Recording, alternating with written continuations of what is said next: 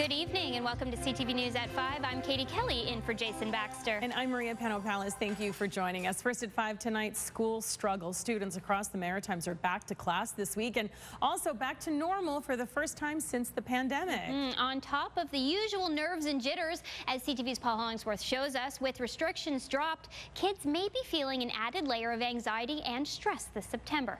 Paul. Katie and Maria, with the school year now upon us, the tone heading into the school season can be likely best described as a mix of apprehension and anticipation. IWK clinical psychologist Lindsay Human says it is totally normal to feel anxiety at this time of the year. Even without COVID, it's normal to have those back-to-school worries for parents and kids. We see that every year. The COVID-19 pandemic shortened 3 straight school years. Students have adjusted to remote learning. Teachers have been forced to teach online. When you add that on top of everything, it makes for a more nerve-wracking back-to-school start for a lot of people. They're just not sure what to expect. Brittany Snow has 2 children ages 8 and 10 in grades 3 and 5. With the school year set to begin, she has 2 broad concerns. One is academic, and then the other is the socialization aspect. Snow says the pandemic altered the traditional school experience. The home is the first place where children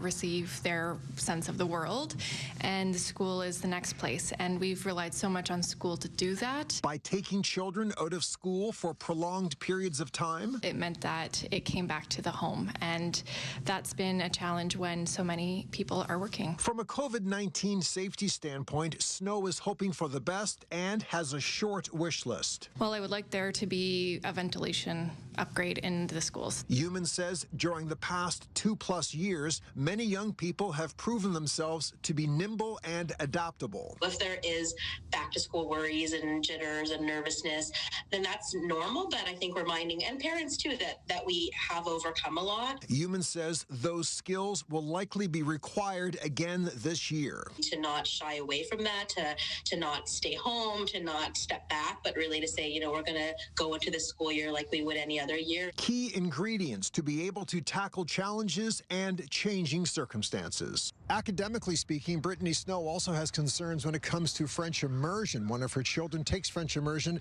She's concerned that some academic gaps may exist going forward and will need to be navigated around in not just this school year, but in the coming years. Katie and Maria. Oh, that makes a lot of sense. Thank you, Paul. CTV's Paul Hollingsworth for us tonight.